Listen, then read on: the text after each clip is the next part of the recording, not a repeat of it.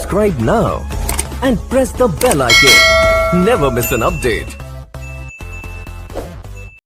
Hello मेरे प्यारे बच्चों, कैसा जा रहा है पेपर तो अच्छा ही जा रहा होगा, उसमें कोई बट नहीं है। ठीक है, अगर थोड़ा बहुत एक दो क्वेश्चन छूट रहा है तो मैक्सिमम कोशिश करो कि टच सब करो, और थोड़ा बहुत अगर प्रॉब्लम है तो फर्स्ट सेमेस्टर है, परेशान नहीं होना है। ठीक है, और अच्छा होगा पेपर में कोई प्रॉब्लम नहीं होगी।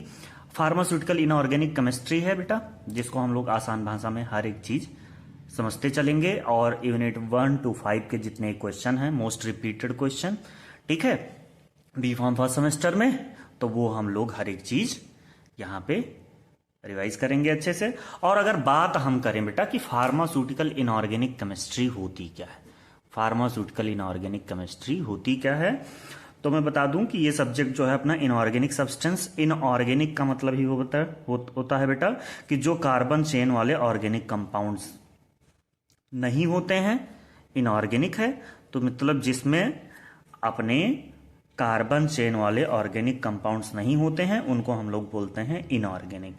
ठीक है, तो इसमें हम लोग क्या पढ़ेंगे फार्मास्यूटिकल इनऑर्गेनिक केमिस्ट्री में, मेडिसिन में जो भी चीज़ें हैं अपनी ड्रग में बेटा केमिस्ट्री की यूज होती है, जो कि इनऑर्गेनिक केमिस्ट्री का करते हैं, तो फार्मास्यूटिकल इनऑर्गेनिक केमिस्ट्री कह दिए इसको हम लोग। अगर बात कर लें तो इसमें हम लोग पढ़ते हैं इनऑर्गेनिक ड्रग के प्रिपरेशंस, उनका प्रिंसिपल, लिमिट टेस्ट है, उसके यूजेस हैं, स्टोरेज हैं और ऐसे हैं। तो ये सब सारी चीज़ें एक एक चीज़ पढ़ेंगे।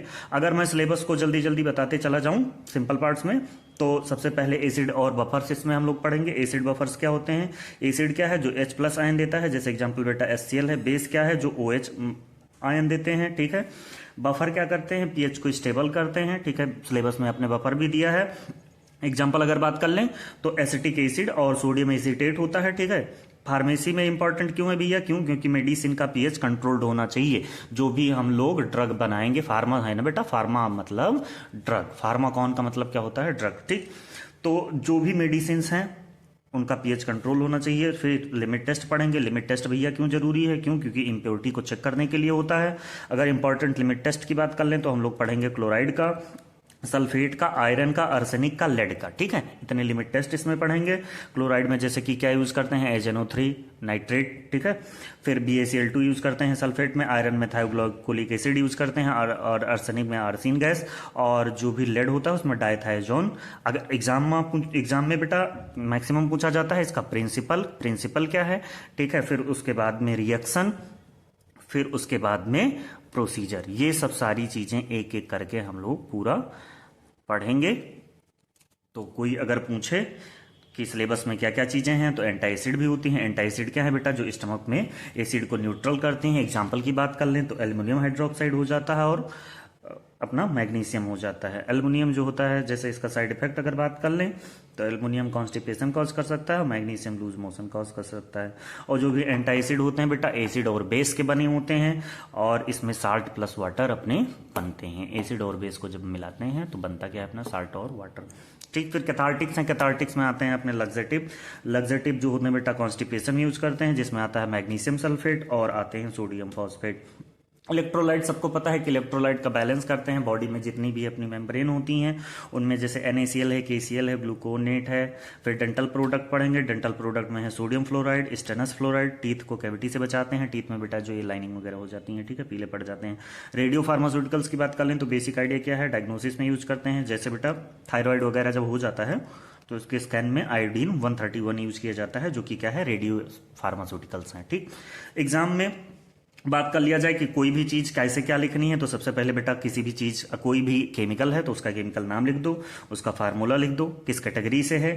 ठीक है, प्रिपरेशन, प्रॉपर्टीज, यूजेस और स्टोरेज, ये सब सारी चीजें, हर एक चीज हम लोग थोड़ा थोड़ा करते चलेंगे। तो सबसे पहले हम लोग पढ़ने वाले हैं यहाँ पे बेटा, पहला जो क्वेश्चन है, मोस्ट रिपीटेड क्वेश्चन है अपना, source of impurities in pharmaceuticals. Source of impurities क्या होती है बेटा, अगर कोई पूछ ले कि इम्प्योरिटी क्या है, तो जाहिर सी बात है इम्प्योर है, यानी कि प्योर नहीं है। प्योर क्यों नहीं है भैया, क्योंकि उसमें जो भी अनवांटेड, जो भी ड्रग है अपनी, जो ड्रग है, ड्रग में अपने अनवांटेड सब्सटेंस, अनवांटेड क्या आ जाए, अनवांटेड सब्सटेंस आ जाए, तो उनको हम लोग क्या बोलते हैं, इम्प्योरिटी। क्या बोलते हैं बेटा? इम्प्योरिटी बोलते हैं। ठीक है, अगर बात कर लें तो ड्रग में अनवांटेड सब्सटेंस मिल जाता है या प्रेजेंट होता है, उसे हम लोग इम्प्योरिटी कहते हैं, जिससे ड्रग की हम लोग सेफ्टी, स्टेबिलिटी और एफिकेसी को इफेक्ट कर सकता है। अगर इम्प्योरिटी आएगा तो इम्प्योरिटी क्या कॉज कर देगा बेटा? सेफ्टी को, ठीक है, और स्टेबिलिटी को और एफिकेसी को। किसको? एफिकेसी को। ठीक है, हार्म कर सकता है, मतलब इफेक्ट कर सकता है। और सेफ्टी नहीं होगी बेटा तो कोई ड्रग हम क्यों खाएंगे, है कि नहीं? तो source of impurities in pharmaceutical substance कैसे होते हैं? मान लें अगर हम लोग बात कर लें तो सबसे पहले अगर देखा जाए बेटा, लॉ पढ़ लेते हैं, रॉ मटेरियल्स। सबसे पहले क्या है? Raw materials. अब रॉ मटेरियल्स को अगर मैं अच्छे से यहां पे समझाना चाहूं तो जो भी स्टार्टिंग मटेरियल ही प्योर नहीं है तो फाइनल प्रोडक्ट में बेटा इंप्योरिटी आ जाएगी। जैसे कोई अपना प्रोडक्ट हम उठाए, अब वो प्योर ही नहीं है तो पहले ही इम्प्योर हो गया, तो उसमें जो फाइनल प्रोडक्ट आएगा वो प्योर नहीं होगा, वो क्या होगा? इम्प्योर होगा। जैसे अगर NaCl बनाने के लिए इम्प्योर केमिकल का यूज किया जाए बेटा तो इम्प्योरिटी आ सकती है। समझ रहे हो ना? तो वही सारी चीजें हम बात करेंगे यहां पे एक एक चीज करके। जैसे सुनो, केमिकल्स डेराइव्ड फ्रॉम मिनरल्स, कहां से निकालेंगे? हैं मिनरल से। Example CaCO3 from rocks. ठीक है बेटा, रॉक से हमने क्या निकाला? CaCO3 निकाला। Often contain natural traces of, क्या निकल सकते हैं इसमें? आर्सेनिक पाए जा सकते हैं, लेड पाए जा सकते हैं, कॉपर पाए जा सकते हैं, carry over in the final drug. तो ये क्या है? ये इसकी इम्प्योरिटी है। मैन्युफैक्चरिंग हजार्डस की बात कर लें तो उसमें मैन्युफैक्चरिंग प्रोसेस में आ सकती है। मतलब जैसे रिएक्शन जो अपनी कंप्लीट होनी है प्रोडक्ट का, एंड प्रोडक्ट का, तो वो क्या हो जाएगा? इनकम्प्लीट हो जाएगा। पता चला कि रिएक्शन हो रही थी, बीच में कोई साइड रिएक्शन हो गई। क्यों? क्योंकि अनवांटेड बाई प्रोडक्ट्स बन जाते हैं, जिसके कारण हो सकता है। तो मैन्युफैक्चरिंग हैजार्ड्स क्या कहता है? पार्टिकुलेट कंटामिनेशन, जैसे dust from factory environment, or fibres from workers, or clothing. अब जो भी अपने फैक्ट्री में काम कर रहे हैं वर्कर्स, ठीक है, उनके थ्रू भी कंटामिनेशन हो सकता है। जैसे कि डस्ट आ जाए, डस्ट मतलब धूल हो गया बेटा, फैक्ट्री इन्वायरमेंट या फाइबर्स फ्रॉम वर्कर, क्लॉथिंग, अब क्लॉथ है, कपड़े हैं, ठीक है, ये सब सारी चीजें। फिर उसके बाद में है क्रॉस कंटामिनेशन। क्या है? मैन्युफैक्चरिंग हजार्ड्स में ही cross contamination, process different drug on the same machinery without validate cleaning leads to trace mixture. मतलब ये क्या कह रहे हैं कि बिना लेड मिक्सचर करे भी क्रॉस कंटामिनेशन बीच में आ सकता है। केमिकल इनस्टेबिलिटी की बात कर लें तो केमिकल इनस्टेबिलिटी क्या कहता है कि लाइट सेंसिटिव ड्रग्स, जैसे विटामिन हैं, ठीक है, केमिकल इनस्टेबिलिटी। तो लाइट सेंसिटिव ड्रग्स हैं जैसे कि विटामिन हैं, अंडरगो फोटो ऑक्सीडेशन हो जाते हैं सनलाइट में। मतलब अगर सीधी सूर्य के प्रकाश या सूर्य की किरणें हम लोगों के सिरप पे या सस्पेंशन पे या विटामिन का जो भी चीज है उस पे अगर पड़ता है तो क्या हो जाता है? क्रिएटिंग टॉक्सिक डिग्रेडेशन प्रोडक्ट, मतलब अपना प्रोडक्ट खराब हो जाता है। इसीलिए आप देखे होंगे ब्राउन कलर की मैक्सिमम बॉटल्स आपको देखने को मिलती हैं, ब्राउन कलर की, ठीक है, भूरी कलर की बॉटल्स। क्यों? क्योंकि वो उसको एम्बर कलर बोलते हैं। क्या बोलते हैं बेटा? एम्बर कलर बोलते हैं। और वो क्या करता है? जो भी यूवी की रेडिएशन या लाइट होती है, सनलाइट होती है, उसको ड्रग में जाने नहीं देती है, पेनिट्रेट करने नहीं देती है। तो उससे क्या होता है? प्रोडक्ट अपना सेफ होता है। तो केमिकल इनस्टेबिलिटी हो गई। फिर उसके बाद में बात कर लें हम लोग रिएक्शंस वेसल्स की। किसकी बात कर लें? रिएक्शंस वेसल्स की। तो रिएक्शन वेसल्स क्या है बेटा? जैसे जो भी बर्तन में हमने मान लो कि दवा रखी है, ठीक है, जो भी है, तो उसमें क्या हो सकता है? जैसे ग्लास में रख दिया, ग्लास वाले बॉटल में रख दिया, अब पता चला ग्लास का बॉटल जो है उस दवा से रिएक्ट कर जाए तो उसको क्या बोलते हैं बेटा? लीचिंग बोलते हैं, ठीक है। तो reaction vessels, leaching occur when iron enters solution from stainless steel tanks और एल्कलाइज, मतलब जैसे सोडियम सिलिकेट हैं, डिजॉल्व हो जाएं ग्लास बॉटल्स में। मतलब जो भी रिएक्शन वेसल्स है, हमने जिसमें अपना रिएक्शन किया है या फिर हमने ड्रग बना के रखा है, उससे भी हमारे प्रोडक्ट में इम्प्योरिटी आ सकती है।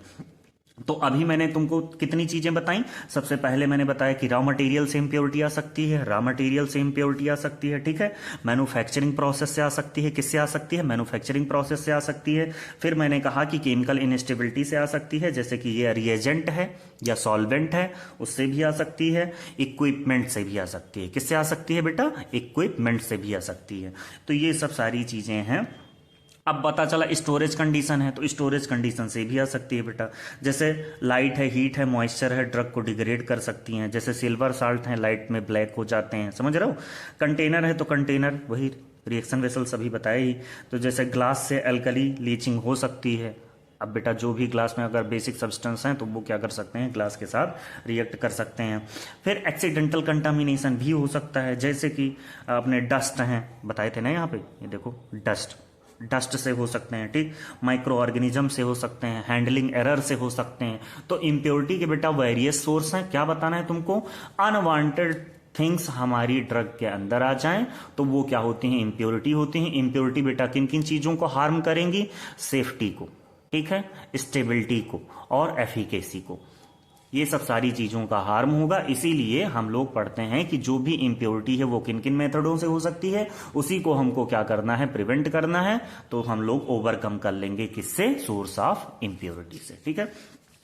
नेक्स्ट क्वेश्चन की अगर बात करें बेटा तो limit test of arsenic test है, ठीक है। Limit test of arsenic test की बात कर लें तो ये है जो कि हम लोग इसमें देखते हैं आर्सेन गैस का। अब जो भी इम्प्योरिटी होती है बेटा, ठीक है, इम्प्योरिटी हम लोग इसमें देखते हैं। अगर बात कर लें सबसे पहले तो आर्सेनिक क्या है, आर्सेनिक कन्वर्ट करते हैं हम लोग आर्सेन गैस में। किस में कन्वर्ट करते हैं, आर्सेन गैस में, जो कि रिएक्ट करता है किससे बेटा, मर्क्यूरिक ब्रोमाइड पेपर यहां पे लगा होता है अपने, और प्रोड्यूस करता है yellow to brown stain, yellow stain आता है अपने इसमें। अब अगर रोल ऑफ रिएजेंट की बात कर लें, पहले मैं इसको हिंदी में समझाना चाहूंगा। ये क्या है बेटा, ये टेस्ट चेक करता है कि ड्रग में आर्सेनिक की इम्प्योरिटी अलाउड लिमिट से ज्यादा है कि नहीं है। मतलब हम अगर इसको ये भी बोल सकते हैं सेमी क्वांटिटेटिव मेथड बोल सकते हैं, या कंपैरिजन मेथड भी बोल सकते हैं बेटा। अब करोगे क्या, पहले आप एक लोगे स्टैंडर्ड, क्या लोगे, स्टैंडर्ड, ठीक है, फिर एक लोगे टेस्ट। तो इन दोनों को मैच करोगे। अब जो स्टैंडर्ड डाटा होगा वो कहाँ का होगा बेटा, अपने उसका होगा आईपी का, किसका होगा, इंडियन फार्माकोपिया का होगा स्टैंडर्ड डाटा। और टेस्ट जो हम लोग परफॉर्म करेंगे, वैसे तो बेटा ये लैब में अलाउड, मतलब मैक्सिमम जो होता है बहुत प्रॉपर वे से करना चाहिए, क्योंकि आर्सेन गैस जो होती है पॉइजनस होती है, तो इससे अगर ज़्यादा इनहेल कर लिए तो डेथ भी हो सकती है, ठीक है, तो फैटल है। अगर बात कर लें तो हम समझा रहे थे हिंदी में कि ये टेस्ट करता क्या है बेटा, वही जो भी आर्सेनिक की इम्प्योरिटी है अलाउड लिमिट से ज़्यादा हो जाए, मतलब स्टैंडर्ड से क्या हो जाए, ज़्यादा हो जाए, तो वो क्या है, इम्प्योरिटी टेस्ट है। अगर बात करें सबसे इंपॉर्टेंट की बात, तो प्रिंसिपल क्या है बेटा, तो प्रिंसिपल ये है कि आर्सेन प्रेजेंट है आर्सेनिक में, मतलब प्रेजेंट होता है, रिएक्शन करके उसको हम लोग क्या बनाते हैं, आर्सेन गैस। देखो arsenic is converted into arsine gas.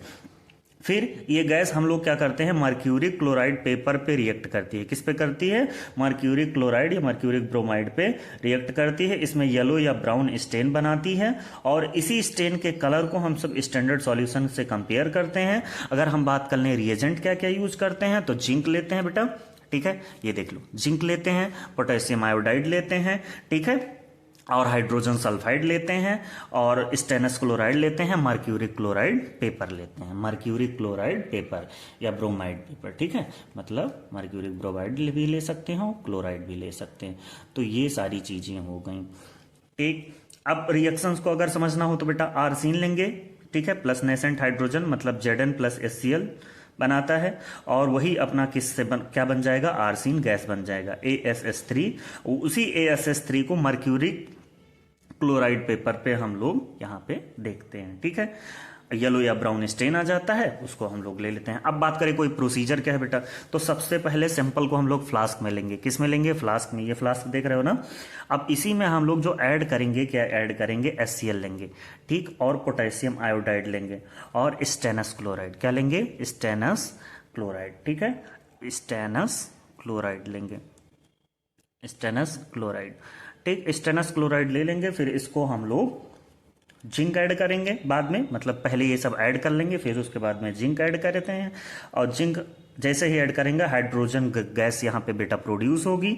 फिर उसके बाद में अगर आर्सेनिक प्रेजेंट है तो आर्सेन गैस बनेगी, ठीक है, और अगर ये गैस ऊपर लार्ज मर्क्यूरिक क्लोराइड पेपर पे स्टेन बनाता है, ठीक है, तो 40 मिनट बाद स्टेन हम लोग कंपेयर करते हैं स्टैंडर्ड से।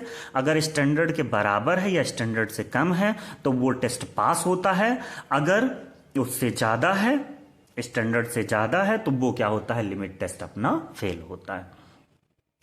तो रोल ऑफ एजेंट की बात कर लें, स्टेनस HCl बेटा कन्वर्ट करता है arsenic into stable ionic form में। जिंक जो होता है रिएक्ट करता है एसिड के साथ, प्रोड्यूस करता है nascent hydrogen which reduce KI, ठीक है, आर्सिन गैस बनता है। पोटेशियम आयोडाइड बेटा रिड्यूस करता है AS5 को, किसमें कन्वर्ट कर देता है AS3 में, टू इंश्योर करता है रैपिड गैस फॉर्मेशन के लिए। फिर लेड एसीटेट कॉटन ऊल हम लोग लगाते हैं जो कि ट्रैप करता है हाइड्रोजन सल्फाइड को। और बेटा फिर उसके बाद में black stain and interfere with result, black वही जो है अपना येलो स्टेन, और ब्रोमाइड लोगे तो क्या आएगा, ब्लैक स्टेन, ठीक है। फिर अगर हम बात करें कि भैया क्या एंटी एसिड क्या होते हैं, अब एंटी एसिड की कोई बात करे बेटा, ठीक है, तो एंटी एसिड सबको पता है कि क्या करेंगे, एसिड को रिड्यूस करेंगे।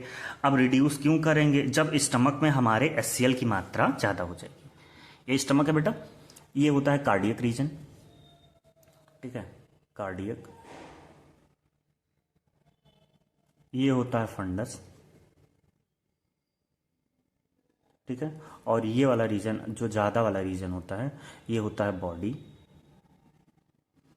और ये वाला रीजन जो होता है पाइलोरस, पाइलोरिक बोलते हैं, पाइलोरस, ठीक है।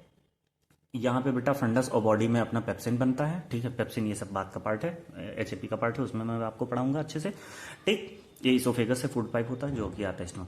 अब यहाँ पे HCl अगर बेटा ज्यादा हो जाएगा तो अल्सर हो सकता है, ठीक है, इंडाइजेशन हो सकता है, बहुत ढेर सारी चीजें हैं, एसिडिटी होगी, बर्न होगा, ठीक है, बर्निंग सेंसेशन होगा, ये सब सारी चीजें हैं। तो एंटी एसिड क्या करता है, एंटी एसिड अगर मान लें बेटा तो ये एसिडिटी में हम लोग देते हैं या हार्ट बर्न में देते हैं या गैस्ट्रिक अल्सर में देते हैं, ठीक है। जो भी अपना सिंपल है बेटा, सिंपल है एकदम, देख लो रिएक्शन जो है क्या लिए, एसिड लिए प्लस बेस, एसिड और बेस जब तुम लेते हो, ठीक है, तो यही अपना रिएक्शन में salt plus water, salt plus water, ठीक, साल्ट प्लस वाटर हो जाता है। अगर हम डिटेल में क्लासिफाई करना चाहें तो हम इसको दो कैटेगरी में डिवाइड करते हैं, एक होता है बेटा सिस्टमिक, एक होता है सिस्टमिक और एक होता है नॉन सिस्टमिक, और एक होता है कॉम्बिनेशन थेरेपी। तो यहां पे अगर सिस्टमिक की बात करेंगे तो हम लोग उठाएंगे एग्जांपल सोडियम बाइकार्बोनेट, क्या उठाएंगे, सोडियम बाइकार्बोनेट। अब सुनो, सिस्टमिक एब्जॉर्बेबल है, एग्जाम्पल सोडियम बाइकार्बोनेट है। फिर अगर बात करें तो एक्ट करता है instantly but increase blood pH, systemic alkalosis, मतलब जो भी ब्लड का अपना पीएच है उसको बढ़ा देता है, जिसके कारण क्या हो जाता है, सिस्टमिक एल्कोलोसिस। अब वार्निंग क्या है बेटा, contraindicated for patient with high blood pressure due to sodium load. अब बेटा ऑलरेडी अगर तुम्हारा कोई भी सॉल्यूशन सैलाइन हो गया है और उसमें सोडियम आयन का कंसंट्रेशन ज्यादा हो जाएगा तो ब्लड प्रेशर क्या होता है, बढ़ जाता है। तो इन चीजों का ध्यान रखना होता है। नॉन सिस्टमिक की बात कर लें तो ये नॉन एब्जॉर्बेबल होते हैं, जैसे में आते हैं एल्युमिनियम कंपाउंड्स और मैग्नीशियम कंपाउंड्स। फिर एल्युमिनियम हाइड्रोक्साइड बेटा जो कि साइड इफेक्ट क्या है, कॉन्स्टिपेशन कॉज करता है, अभी तुमको बताए थे। मैग्नीशियम कंपाउंड्स जो कि मिल्क ऑफ मैग्नीशियम बोलते हैं, ये लैक्सेटिव और लैक्सेटिव इफेक्ट देता है और ज्यादा डोज हो जाए तो डायरिया भी हो सकता है। कॉम्बिनेशन थेरेपी की बात कर लें तो फॉर्मुलेटेड टुगेदर बना देते हैं मेगाल्ड्रेट जो कि कॉन्स्टिपेशन को रिलीज करता है, एल्युमिनियम बैलेंस करता है, लैक्सेटिव इफेक्ट, और मैग्नीशियम अपना वो। तो जो उससे होता क्या है कि जो भी अपना एसिड का होता है, ठीक है, एंटी एसिड बोलते हैं बेटा, और ये अपनी अल्सर में यूज होती हैं, ये सब सारी चीजें इसकी वो हैं, एसिडिटी में यूज होती हैं, ठीक। और जब वहाँ पे अल्सर पढ़ोगे तो उसमें एंटी एसिड दिया जाता है। एल्युमिनियम हाइड्रोक्साइड और मैग्नीशियम हाइड्रोक्साइड एक कैटेगरी दी जाता है, ठीक। तो फिर उसके बाद में अगर हम बात करें बेटा, बात कर लेते हैं, ठीक है। तो कोई अगर पूछे एंटी एसिड क्या होता है तो बता दोगे ना कि एंटी एसिड वो ड्रग्स होती हैं जो स्टमक में मतलब एक्सेस जो ज्यादा HCl है उसको क्या करती हैं, न्यूट्रल करती हैं। यूज कहाँ है, एसिडिटी, हार्टबर्न, गैस्ट्रिक अल्सर में। रिएक्शन की बात करें, एसिड लेंगे, बेस लेंगे, क्या बनेगा, साल्ट प्लस वाटर। अगर इसको दो तीन बार क्लासिफिकेशन कर लो तो एक होता है सिस्टमिक, एक होता है नॉन सिस्टमिक। सिस्टमिक में आते हैं सोडियम बाइकार्बोनेट, ठीक है, फास्ट एक्शन है, जल्दी रिलीफ करते हैं, सब कुछ अच्छा करते हैं, उसमें कोई दिक्कत नहीं होती है। डिसएडवांटेज क्या है बेटा, CO2 गैस ज्यादा बनती है जिसके कारण ब्लोटिंग होती है, ठीक है। सिस्टमिक एल्कोलोसिस हो सकता है जिसके कारण हाइपरटेंशन बढ़ सकता है, ये सब सारी चीजें तुमको बता दिए थे। नॉन सिस्टमिक है, नॉन एब्जॉर्बेबल है, ठीक है, जैसे एल्युमिनियम हाइड्रोक्साइड है, मैग्नीशियम हाइड्रोक्साइड है, ये ब्लड में एब्जॉर्ब नहीं होते हैं, स्टमक में ही काम करते हैं, इसीलिए हमने इनको क्या बोला था, नॉन सिस्टमिक। क्या बोला था, नॉन सिस्टमिक, ठीक है। अब बात कर लेंगे हम लोग कैथार्टिक्स की। किसकी बात करेंगे, कैथार्टिक्स। अब कैथार्टिक्स क्या होते हैं भाई, अगर बात कर लें तो कैथार्टिक्स हम लोग तब देते हैं जब लग्जेटिव इफेक्ट हमको चाहिए होता है। कब? जब कैथार्टिक्स वह ड्रग होते हैं जो बाउल मूवमेंट या मोशन को, बाउल मूवमेंट को ही बेटा मोशन बोल रहे हैं, ठीक है, बाउल मूवमेंट को प्रमोट करते हैं, जैसे कॉन्स्टिपेशन में यूज करते हैं और इंटेस्टाइन को क्लीन करते हैं। तो कहाँ कहाँ यूज कर रहे हैं हम लोग कैथार्टिक्स को? कॉन्स्टिपेशन में। कहाँ यूज कर रहे हैं? कॉन्स्टिपेशन, ठीक है, कॉन्स्टिपेशन में यूज कर लिया हमने। और हमने कहाँ पे यूज कर लिया? इंटेस्टाइन को क्लीन करने में, इंटेस्टाइन को क्लीन करने में, इंटेस्टाइन क्लीन, ठीक है, ये चीज हो गई। तो अगर मैकेनिज्म ऑफ एक्शन कोई पूछेगा तो बता देना कि मोस्ट इनऑर्गेनिक कैथार्टिक्स जो होते हैं ऑस्मोटिक इफेक्ट से काम करते हैं या इंटेस्टाइन से वाटर को अट्रैक्ट कर लेते हैं, ठीक है, और स्टूल सॉफ्ट हो जाता है और मोशन इजीली क्या होता है? पास हो जाता है, जो भी डेफिकेशन होता है वो हो जाता है। तो ये अभी बताऊंगा मैं तुमको। अब हम लोग बात करेंगे कैथार्टिक्स और एग्जाम्पल हम क्या उठाएंगे? हम लोग ढेर सारी होती हैं बेटा, होती तो हैं अपनी जो सैलाइन कैथार्टिक्स भी होती हैं, ठीक है, मैग्नीशियम सल्फेट है, सोडियम सल्फेट है, सोडियम फॉस्फेट है, पोटेशियम सोडियम टार्ट्रेट है। एक्शन की बात कर लेंगे तो, लेकिन अभी पहले एक बार समझ लेते हैं ऐसे टेस्टिंग मैकेनिज्म ऑफ एक्शन, ठीक है। मैग्नीशियम सल्फेट यहां पे लिए हैं जिसको बोलते हैं एप्सम साल्ट, ठीक। ऐसे क्या है बेटा? डिटरमाइंड बाई कॉम्प्लेक्सोमेट्रिक टाइट्रेशन से हम लोग डिटरमाइन करते हैं, यूज करते हैं ईडीटी एज अ टाइट्रेंट, ठीक, और इंडिकेटर लेते हैं इरिकोरोम ब्लैक टी, और मीडियम क्या है? बफर्ड अल्कलाइन होता है। मैकेनिज्म ऑफ एक्शन की बात कर लें तो एक्ट एज ऑस्मेटिक लग्जेटिव है, it draw water into the intestinal lumen through osmosis. तो ऑस्मोसिस से क्या करते हैं बेटा? वाटर ये निकाल लेते हैं। The bulk of water stretches the intestinal walls triggering peristaltic bowel movement, जिससे क्या होता है? पेट साफ हो जाता है। तो कहां कहां दे रहे हैं? कॉन्स्टिपेशन में दे रहे हैं, कब्ज में, और इंटेस्टाइन को क्लीन करने के लिए दे रहे हैं, ठीक है, ठीक। तो अगर कोई पूछे तो यहां पे अगर तुम और भी चीजें मेंशन कर सकते हो, ठीक है, अगर ज्यादा नंबर में लिखना है तो सैलाइन होते हैं, ठीक है, सैलाइन कैथार्टिक होते हैं, बल्क होते हैं। अब जैसे यहां पे अगर जो लिखे हो, अगर उसकी बात करोगे तो मैग्नीशियम सल्फेट लिखे हो, ठीक है, और एक जो होते हैं अपने स्टिमुलेंट होते हैं, स्टिमुलेंट, ठीक। तो अगर 10 नंबर में आता है तो ज्यादा सा लिखना है, 7 नंबर में भी, ठीक है। सैलाइन होते हैं, बल्क होते हैं, स्टिमुलेंट होते हैं, इतने प्रकार के कैथार्टिक्स होते हैं जो कि क्या करते हैं? पेट को साफ करते हैं। अब स्टिमुलेंट कैथार्टिक जो होगा यहाँ पे वो क्या करेगा? इंटेस्टाइन के मूवमेंट को बेटा इंक्रीज कर देगा, जिससे पेट साफ हो जाएगा, ठीक है। ऑर्गेनिक ड्रग्स में आते हैं और इसमें इनऑर्गेनिक का कम काम होता है, स्टिमुलेंट में मैक्सिमम ऑर्गेनिक ड्रग लिए जाते हैं।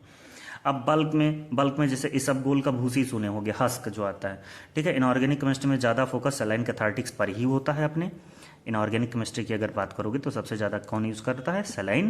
फिर उसके बाद में ये बल्क्स और स्टिमुलेंट मैक्सिमम, जो ये बल्क तो नेचुरल में भी आते हैं, सब गोल का हस्क वगैरह, भूसी वगैरह आती है जो कि दूध में डाल के पी जाती है, वो जो भी स्टूल होता है उसके वॉल्यूम को बढ़ा देता है और ये अपना स्टिमुलेंट हो जाता है, ठीक।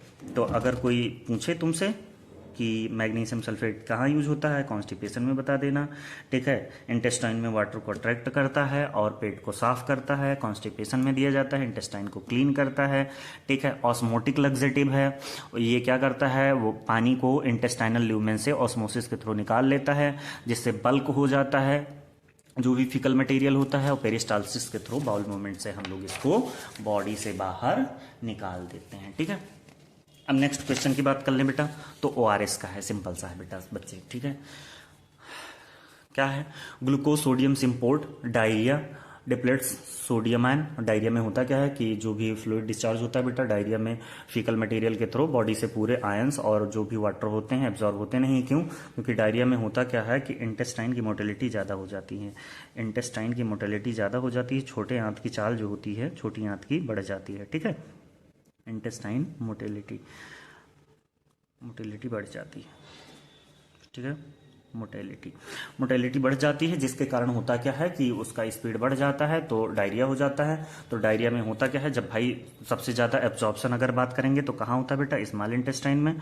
मोस्ट ऑफ द वाटर और विटामिन और मिनरल्स की अगर बात करोगे सबसे ज्यादा कहाँ होता है, ठीक है, तो स्मॉल इंटेस्टाइन में होता है। कहाँ होता है? स्मॉल इंटेस्टाइन में।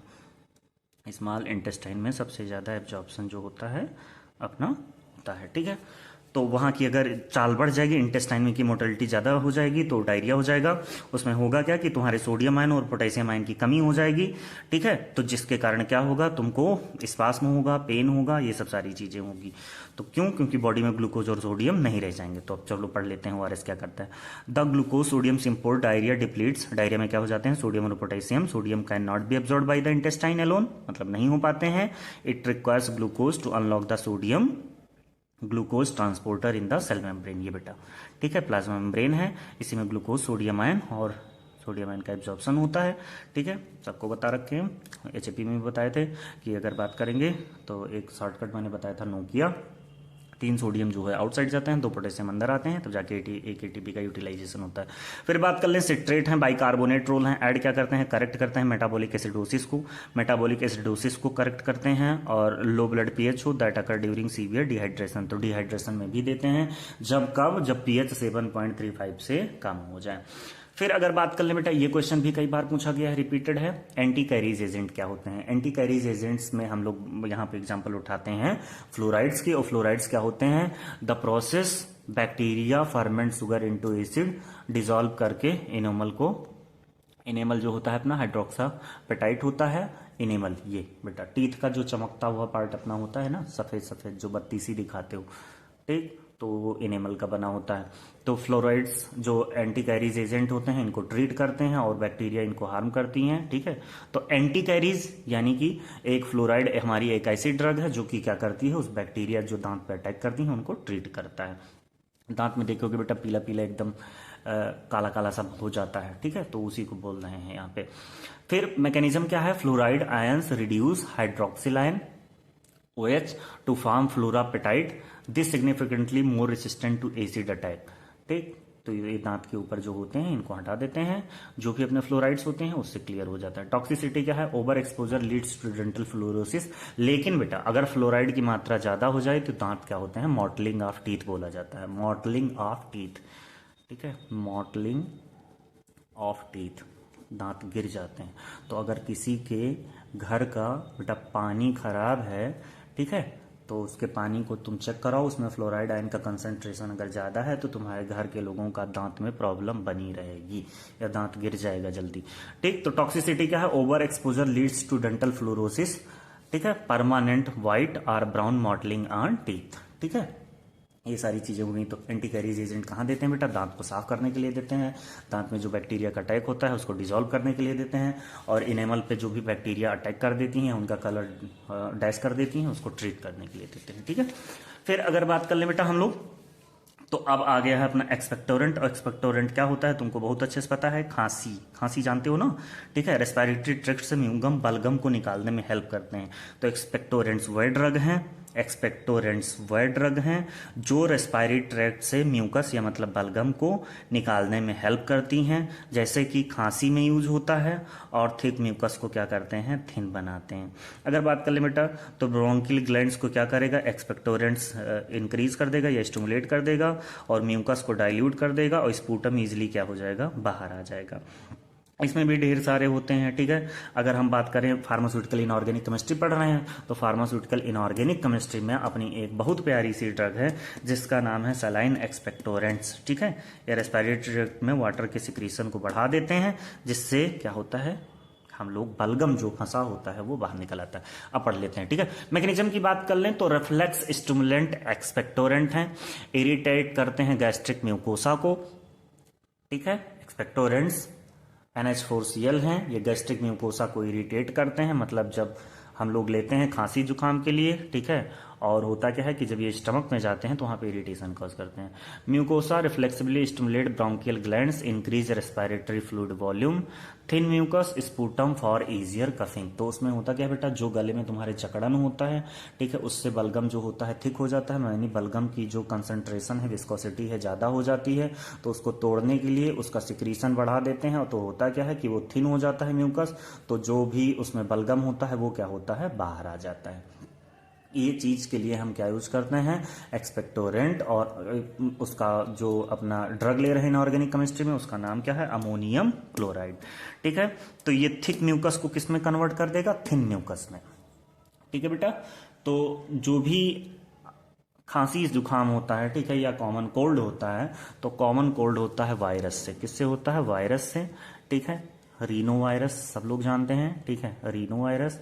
तो बेटा कोई भी प्रकार की ड्रग एंटीबायोटिक नहीं खाई जाती है सर्दी जुकाम में। सर्दी जुकाम बुखार में एंटीबायोटिक नहीं खाना चाहिए। अब एंटीबायोटिक करता क्या है बेटा? एंटीबायोटिक तुम्हारा वही जो स्पूटम है, बलगम है, बलगम को सुखाने में, मतलब होता क्या है, कितना हाईली कंसंट्रेशन होता है कि म्यूकस उसको थिक बना देती है, और वही गले में फिर तुमको लगता है इरिटेशन होता रहता है। तो इसीलिए जो भी वायरस से डिजीज हुई, अब वायरस से हुई है बेटा, और एंटीबायोटिक क्या किल करता है? बैक्टीरिया को किल करता है। तो आप एंटीबायोटिक का एब्यूज ना करें। आप पढ़े लिखे फार्मासिस्ट बन रहे हैं और लोगों को पढ़ाइए, ठीक है। तो क्या है बेटा? अमोनियम क्लोराइड क्या है? एक्सपेक्टोरेंट है, जो कि क्या करता है? बलगम को थिन करता है, बलगम को हल्का करता है, ताकि बलगम क्या हो जाए? आसानी से बाहर निकल जाए। अब सुन लो, रिफ्लेक्स स्टिमुलेंट एक्सपेक्टोरेंट है, इरिटेट करता है गैस्ट्रिक म्यूकोसा को, इसका साइड इफेक्ट है, लेकिन रिफ्लेक्सिवली म्यूकोसा स्टिमुलेट करता है ब्रोंकियल ग्लैंड्स को, जिससे इंक्रीज रेस्पिरेटरी फ्लूइड वॉल्यूम, यहाँ पे सिक्रीशन बढ़ जाता है। थिन म्यूकस स्पूटम क्या होता है बेटा? ईजियर कफिंग, वो आसानी से बाहर आ जाता है। ऐसे की बात कर लें तो फॉर्मल्डिहाइड मेथड से करते हैं, based on acid based titration है बेटा। NH4Cl जो है वीक एसिड है, इसको एक्ट फॉर्मल्डिहाइड्स रिलीज HCl, ठीक है, और HCl टाइट्रेट करते हैं अगेंस्ट स्टैंडर्ड NaOH यूजिंग करते हैं इंडिकेटर फिनोप्थलीन। मेडिसिनल यूजेस क्या है? Cough syrups, systemic acidifying agent for metabolic alkalosis. अब ये जान लो बेटा कि जहां भी तुम्हारे ये इनऑर्गेनिक कंपाउंड्स अगर ज्यादा हो जाते हैं NH4Cl वगैरह, तो वहां पे बेसिसिटी क्या होती है? बढ़ जाती है। अच्छा, एक्सपेक्टोरेंट मैंने बताया था ना। अब जैसे मान लो कि ये ज़्यादा नंबर में आ जाए या 7 नंबर में आ जाए, तो तुमको फिर इसमें लिखना है, ठीक है, कि जैसे कौन कौन से होते हैं। अगर बात करें तो सबसे पहले सलाइन है, क्या है? सलाइन एक्सपेक्टोरेंट्स हैं। फिर उसके बाद में बात करें तो सलाइन में कौन कौन से हैं, तो ऐसे लिख दो बेटा, अमोनियम क्लोराइड, ये लिखा है ना, अमोनियम क्लोराइड, ठीक, अमोनियम क्लोराइड है, ठीक है, अमोनियम क्लोराइड है। फिर उसके बाद में अगर बात कर लें तो पोटेशियम आयोडाइड है, क्या है? पोटेशियम आयोडाइड KI, ठीक, पोटेशियम आयोडाइड है। फिर अगर बात कर लें तो सोडियम सिट्रेट भी हैं। ये सब क्या हैं? एक्सपेक्टोरेंट हैं। सोडियम सिट्रेट हैं, ठीक है, पोटेशियम सिट्रेट हैं। ये सब ड्रग हैं जो कि कैसे हैं? अपने एक्सपेक्टोरेंट, क्या है? एक्सपेक्टोरेंट, ठीक। फिर उसकी बात कर लें तो ये सब क्या करते हैं? वही म्यूकस सिक्रीशन को बढ़ाते हैं बेटा।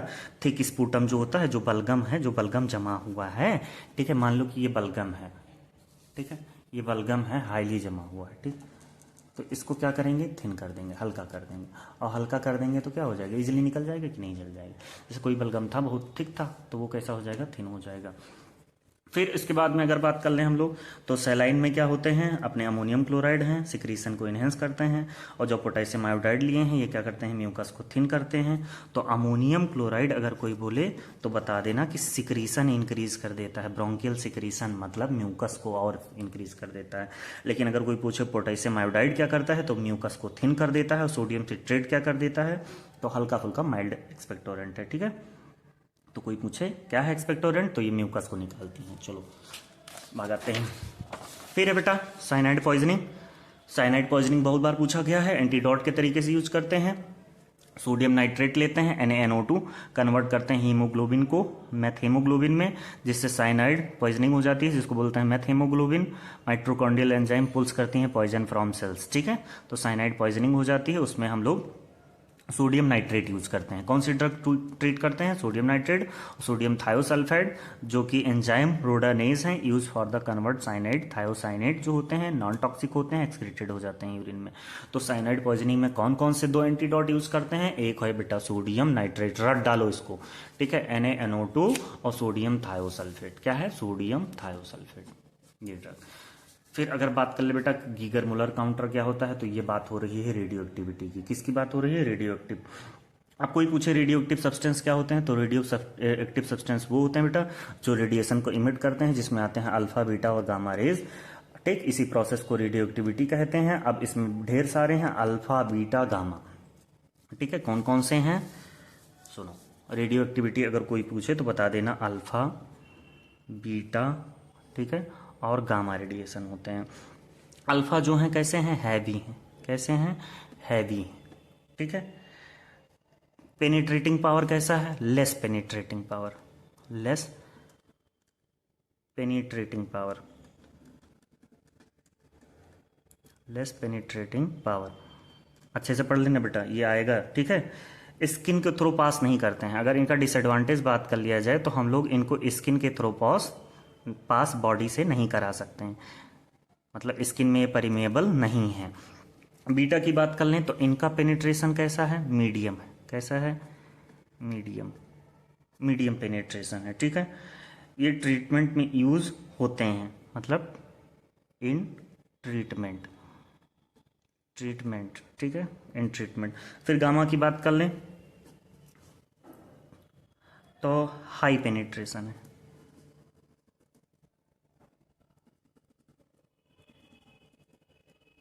ये भी डायग्नोसिस में यूज होते हैं, ठीक है, डायग्नोसिस में यूज करते हैं।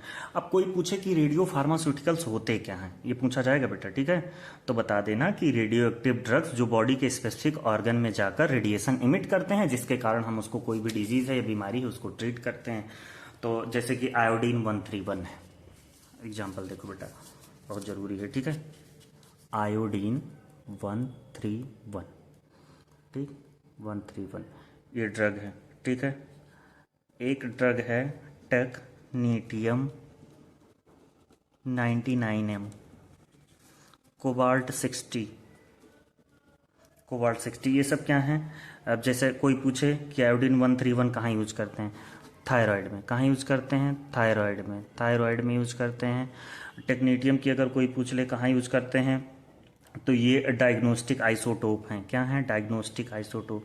कोई भी इलाज करना हो तो डायग्नोस्टिक आइसोटोप हैं, जो कि आइसोटोप होते हैं बेटा, एक आइसोबार होते हैं, ठीक है, जिनमें से एटॉमिक नंबर होता है, डिफरेंट मॉलिकुलर मास होता है, एक में है कि डिफरेंट सेम मॉलिकुलर मास होता है, डिफरेंट एटॉमिक नंबर होता है, ठीक है, ये सब सारी चीज़ें। कोबाल्ट 60 की बात कर लें तो बेटा ये कैंसर में यूज होते हैं क्या ये सब रेडियो एक्टिव कंपाउंड्स हैं। तो अब यहाँ पे जो गीगर मुलर काउंटर है बेटा, ये रेडियो एक्टिव को मीजर करने का है। दो काउंटर होते हैं, एक होता है गीगर मुलर काउंटर और एक होता है प्रोफेशनल काउंटर, ठीक है, प्रोफेशनल काउंटर, ठीक। अब अगर बात कर लें गीगर मुलर काउंटर क्या है, तो ये मेटल का सिलेंडर होता है बेटा, एक साइड में अपने कैथोड होते हैं और एक साइड में एनोड होते हैं। आर्गॉन गैस इसमें भर दी जाती है इसमें, ठीक है। फिर क्या है, radiation enters hit argon, strip electron ionization होता है इलेक्ट्रॉन का, electron rush to the anode, electrical pulse, each pulse is clicked or count. तो हम लोग इसके थ्रू रेडिएशन काउंट कर लेते हैं रेडियो एक्टिव कंपाउंड्स को, ठीक है बेटा। फिर उसके बाद में पूछा गया है एमेटिक्स। एमेटिक्स क्या होते हैं, एमेटिक्स जो होते हैं वोमिटिंग को ट्रीट करते हैं। किसको ट्रीट करते हैं, वोमिटिंग को ट्रीट करते हैं। कॉपर सल्फेट, एग्जाम्पल क्या है, कॉपर सल्फेट है CuSO4.5H2O। सिनोनिम्स की बात कर लें तो कॉपर सल्फेट का दूसरा नाम बेटा ब्लू विट्रियोल बोला जाता है या क्यूप्रिक सल्फेट बोला जाता है। मैकेनिज्म की बात कर लें तो स्मॉल डोज में 300 mg में दिए जाते हैं, जो कि इरिटेट करते हैं stomach lining to induce vomiting emesis, तो उल्टी कराने के लिए हम देते हैं। एमेटिक्स क्या है बेटा, जो वोमिटिंग कराएं, और एंटी एमेटिक्स वे ड्रग हैं जो क्या करें, वोमिटिंग को ट्रीट करें, ठीक। एंटीडोट यूज की बात कर लें तो स्पेसिफिक फॉर फास्फोरस पॉइजनिंग के लिए होती हैं, रिएक्ट करती हैं फास्फोरस के साथ में, जो कि नॉन एब्जॉर्बेबल हैं, कोटिंग ऑफ क्यूप्रिक फॉस्फाइड। ऐसे की बात कर लें तो आइडोमेट्रिक टाइट्रेशन करते हैं, कैसे करते हैं, कॉपर रिएक्ट करते हैं पोटेशियम आयोडाइड के साथ, जिससे निकलता है आयोडीन, फिर उसको हम टाइट्रेट कर देते हैं सोडियम थायोसल्फेट के साथ, ठीक। तो ये हो गए अपने ऐसे के मेथड। फिर अगर बात करें बेटा हेमाटिनिक्स वह ड्रग होती हैं जो आरबीसी के फॉर्मेशन को बढ़ाती हैं, ठीक। हेमाटिनिक्स में फेरस सल्फेट होते हैं FeSO4, सिनोनिम्स ग्रीन विट्रियोल है, ठीक। FeSO4.7H2, FeSO4.7H2। प्रिपरेशन की बात कर लें तो डिजॉल्व करते हैं आयरन फिलिंग्स इन डाइल्यूट सल्फ्यूरिक एसिड। ऐसे की बात कर लें तो बेस्ड ऑन रिडॉक्स टाइट्रेशन से पर मैग्नोमेट्री बोलते हैं, फेरस आयन ऑक्सीडाइज होके क्या बनाता है, फेरिक आयंस, ठीक। और बाई पोटेशियम पर मैग्नेट इन एसिडिक मीडियम, ठीक। यूजेस क्या है ये बेटा इंपॉर्टेंट है, ठीक। यूजेस क्या है, treatment for iron deficiency anaemia, तो कहाँ देते हैं, एनीमिया में देते हैं, ठीक है। फिर इसके बाद में बेटा अपना 16 नंबर क्वेश्चन है एंटीडोट फॉर साइनाइड पॉइजनिंग। तो साइनाइड पॉइजनिंग के लिए सोडियम नाइट्रेट और सोडियम थायोसल्फेट बहुत इंपॉर्टेंट है, रट डालो इसको। एंटीडोट देते कब है बेटा, जब पॉइजनिंग इफेक्ट आता है। साइनाइड क्या है, cyanide binds to cytochrome oxidase, जो कि बेटा माइटोकॉन्ड्रिया में होता है, स्टॉपिंग सेल्यूलर रेस्पायरेशन, ये रेस्पायरेशन को रोक देता है, जिसके कारण समझ रहे हो, जब सेल ही रेस्पायरेशन नहीं करेगी तो कहाँ से ऑक्सीजन ट्रांसपोर्ट करेगी, ये सब करेगी, फॉस्फोराइलेशन नहीं होगा, ठीक है। सबको पता है माइटोकॉन्ड्रिया का फंक्शन बता रखे हैं, ढेर सारे फंक्शन होते हैं।